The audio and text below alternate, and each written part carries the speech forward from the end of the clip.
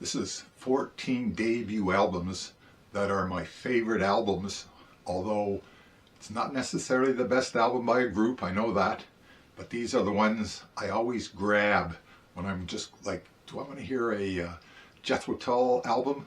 And I got their whole catalog. I'll always go for this one, their debut album.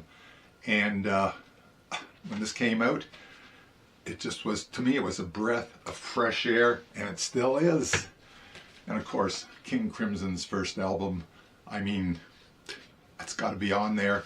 It's the one I always grab. Also, Emerson, Lake and Palmer's first album. I had all these when they first came out. And Lucky Man, still a favorite. Led Zeppelin 1. This is another album. When it came out, it was everywhere. And when I heard it, it was like, there was nothing like it at the time. And it's the one I still grab. You can't you can't go wrong with Jimi Hendrix's first album. Ooh, that's a mouthful. And Purple Haze. I mean, that's how it all started. First song I heard. Hot Tuna's first album, all acoustic blues, just Yorma and Jack, and well, they had a harmonica player for a few songs, Will Scarlett, and that's really one of the first albums, well, close to the first that got me into that acoustic blues thing, which I still love. Any album with Born to Be Wild on it, this is Steppenwolf's first album, is still got to be on my list, and it's a good album overall. It's a very good album. Velvet Underground, still by far my favorite. Venus and Furs, there's just no song like that anywhere. And I like Nico's vocals too on this album. Buffalo Springfield's first album, For What It's Worth, and I just love that cover. The cover always appealed to me, I don't know why, and it's kind of laid back and kind of sparse kind of sounding, but it still has that appeal to me. It draws me in.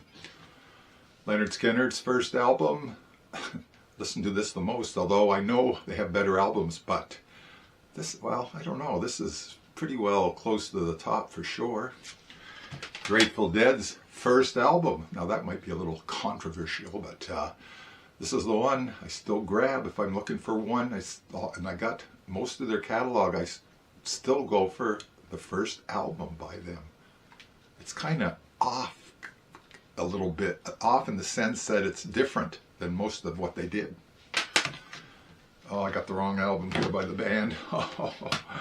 I should have the band's first album, and I grabbed their second. So their band's first album, music from Big Pink. Another thing, when I first heard it, it was like, this is totally different. I love this. When you open it up and there's the family portrait inside, different at the time. Butterfield Blues first album, Mike Bloomfield, my favorite guitar player. You can't beat this album for rock, blues, and, well, just blues period. Still a favorite. Blood, Sweat and Tears first album with Al Kooper. There's something, I like their second album, and after that I haven't heard much, but except their hits. But this one still has some great songs on it, and this is the one I would still go to, my go-to album for Blood, Sweat and Tears.